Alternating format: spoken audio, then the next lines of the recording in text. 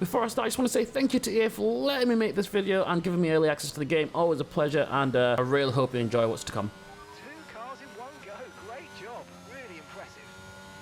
Hey guys, and welcome to another F1 2022 video. Today we'll be going a little bit more in depth about the game and what it has to offer, as well as showing you a little bit more gameplay from some of the other tracks that I do have available to me. So I thought where best to start off but the cars and the drivers themselves. So as I'm talking, you'll see me flicking through the different liveries, the different cars and the different drivers, and you can see the selection of choices from this current F1 season. So currently the cars are in the standard FOM chassis because obviously the game developers didn't know how the cars are going to be designed. So I'm sure that these will be updated on day one of release or prior to that, because they are obviously designed quite differently. So you can ignore the chassis. I would focus on the liveries and the drivers themselves, which are looking pretty good, to be fair. They're looking very, very realistic, if I'm honest. They've done a pretty good job of getting the character designs quite well, and even Danny Rick's huge nose is in there, and that's a pretty good job. One thing to point out there was just the McLaren's livery is actually the McLaren Esports livery, not the actual McLaren F1 livery. That's just because in game the esports drivers will be using the McLaren Esports livery, and I guess that's just a choice that they made. The question, I guess, is whether we're able to choose the different liveries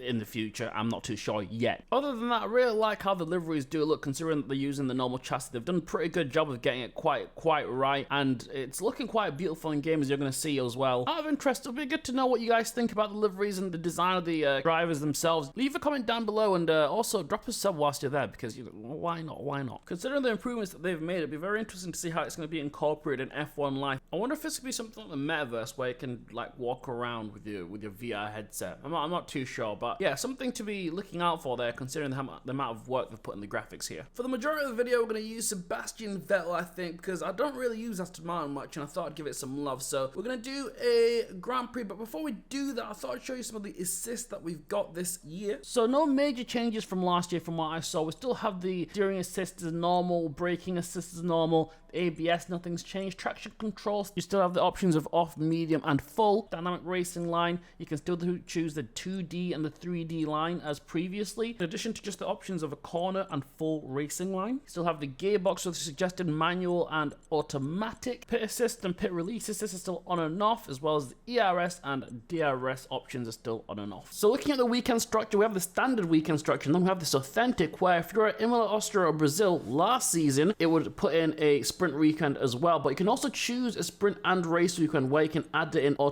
manually, sorry. That's going to really spice up the league racing scene and the multiplayer scene for those guys that want to do a little bit different styles, content, events, things like that. In practice, you can do a single or a full session, and in quali, you can also have the one-shot, short, or full qualifying sessions like before. The only change there is just the practice sessions, where you can do a single session instead of a full session of practice. And the last thing being the session length, where you can choose short, medium, long, or full, I think it is, reflecting on 5 laps, 25%, 50%, and full 100% races. Looking at the weather settings, there's nothing really unchanged. They still have the quick weather settings where you can choose what kind of weather you want. You can still customize the weather depending on how you want it to be during the race weekend. Session start times are still the same, where you can choose the time of day you want to start the session, or realistic. Similarly, where you can choose to start it via this little page here, where you can choose the time progression of the speed, changing the time of day that you're in. The last option being the forecast accuracy, where you can choose between approximate or accurate. Approximate being that there's a degree of uncertainty of what the weather's actually going to do. The only changes in rules and flags is this pit stop, safety car, and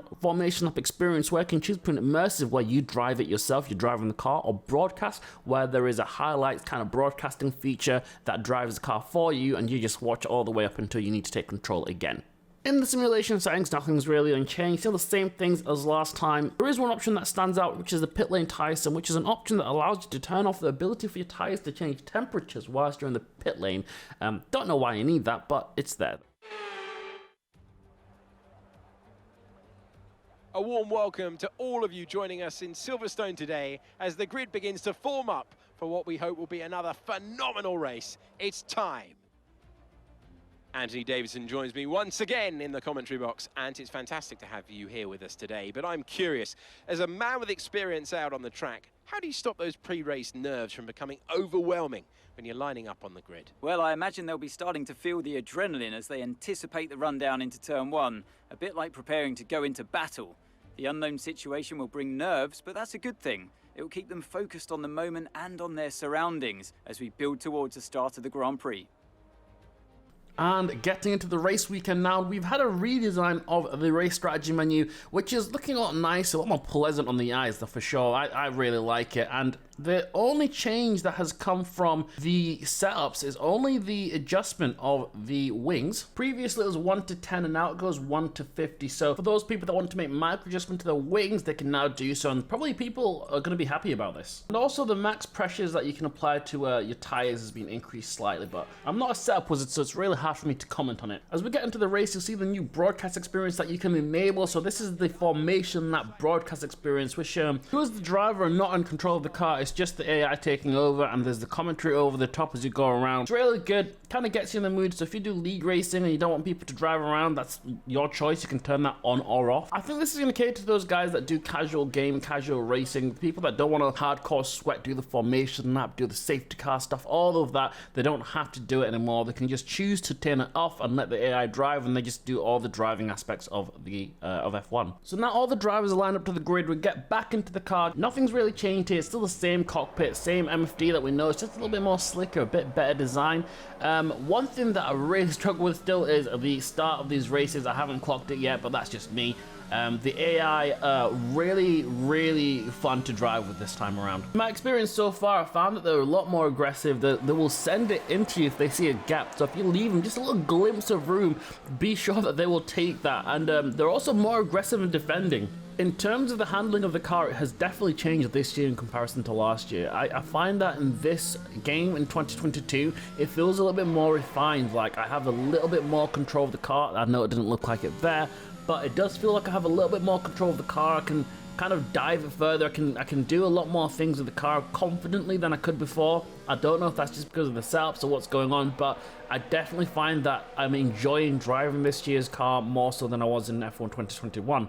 One thing that I found consistently across all tracks and cars is my throttle management. I have to really be careful with my throttle. I can't just slam it down like I used to before in the last race. I have to be really careful, apply it really slowly, otherwise my rear end will go, and I find that in any track, any car. If I do find myself losing the rear end though, I do find it a lot easier to catch the car via throttle input and steering input. Now I know how obvious that sounds, but I do find it a lot easier to do so than before. It's not as much of a fight, and it gives me a little bit of confidence that I can actually push the car further than I think I can. I think once it gets to a point where people understand the setups and how they work and what to do, people will find these cars a lot more enjoyable to drive than the last game. I think it's just a lot more refined. It feels so much better, and saying that, people do have different driving styles, so maybe this is just a game that I'm vibing with most likely. Now, in terms of the damage model, this is still an area that I'm still learning. It seems that there's an increased level of damage in terms of there's more things that can get damaged. I'm not too sure. I'm going to do a little crash test later on.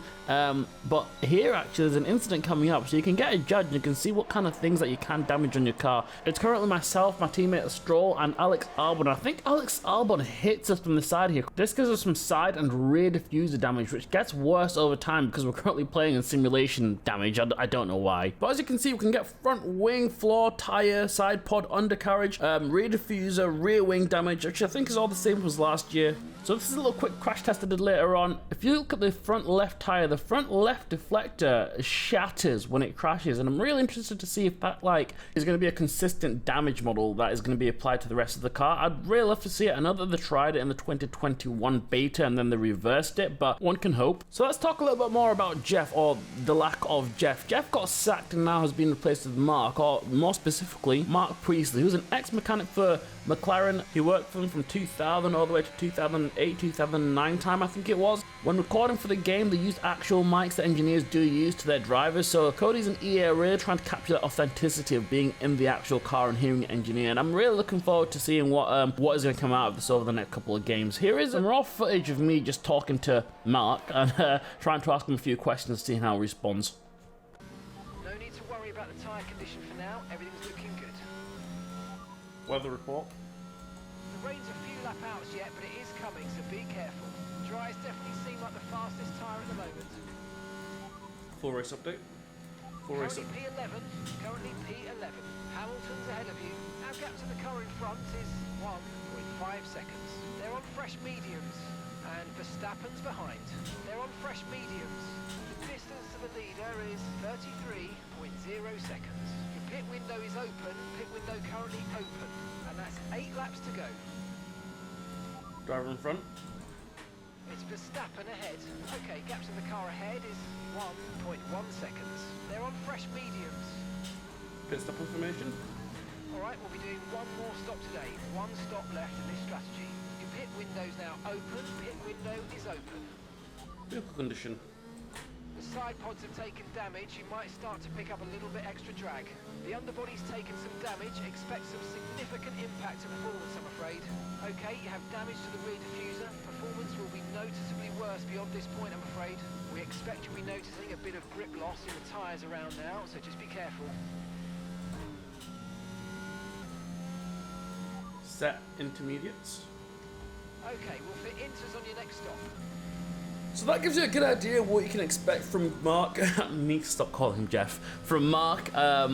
He seems to give you a lot more information. It sounds a lot more natural. I'm sure it's going to be refined over the next couple of games, as I said. Personally, I'm really excited to discover the range of information that I can actually get from him. Right, so on your screen now, you'll see this is the pit stop experience where you're in broadcast mode. So this is the non-immersive mode where you're driving itself. This is experience mode. You can also see that it's transitioning from dries to wet. I managed to luckily time it at the exact right time, so everyone else is pitting at the same time. In my last video, I looked at the other option, the other mode, the immersive mode, where you're able to time the pit stop turning moment to kind of improve or make worse your pit stop.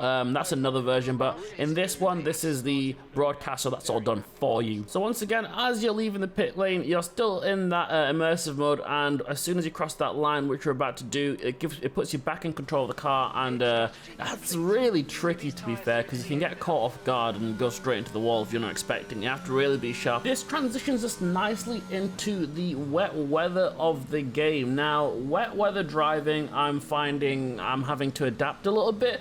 I think it's a mixture of understanding the setups, understanding the tire models, understanding the handling, but it's not too bad. It's a little bit tricky to drive, but it's not too bad. I think you need to have like a really good wet setup to really nail it, and then once you have a good wet setup, you're probably going to find that it's a little bit easier to drive than last year. I find that I can still catch the car quite easily, so although I am struggling to keep the car going in a straight line, I'm not completely binning it, which is quite interesting. So that kind of gives you an idea. Oh, and I've got damage. I forgot about that. So probably adding a factor. You do actually slow down quite significantly when you have got damage. It makes it a little bit more tricky, so it might be that. But if you consider the amount of damage I have got, it's not completely undrivable. You can still drive the car. It's just a little bit more tricky to drive that car. You can definitely feel it.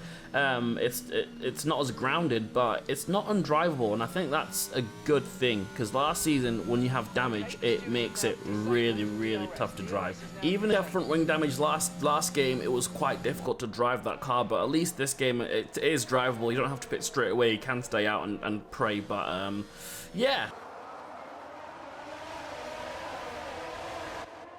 So I guess the question is, what do I think of the game, and how do I think it's gonna... Oh my god, that send from... What was that, Latifi? Anyway, my thoughts on the game so far. I really like where it's at the moment, considering that it's pre-release and it's not completely finished yet. I really am excited to play this in full and to see what it's got to offer. There's still a lot of things I haven't covered, that I haven't seen yet, like the My Life stuff. But from what I have seen, what I felt from the game, I think they've made this really positive step into the right direction. I think it's looking a lot better. It feels a lot better. I've always been a massive advocate of trying to move into the world of simulation, but I also understand that there's the casual gamers out there that really make up the majority of the gamers from F1, so it makes a lot of sense that they've made it a little bit more inclusive of the people that just want to enjoy F1 for what it is. But similarly, for those hardcore gamers that want to immerse themselves into the racing, the strategy aspect of things, they have also made the right step into that. That covers pretty much everything that I know so far of what's coming up in the F1 2022 game, and I hope I've given you a lot of footage for you to enjoy. I know that I missed out the VR stuff, but that's because Alex Gillen did a brilliant job making a VR video himself, so I thought I'll leave that out for the brilliant man himself. But I'm gonna leave you some car ASMR for now around Imola. If there's any more questions or anything that you want to know, let me know. I can make another video on all the questions that you have. I still don't have the full release of the game yet, so until then, there's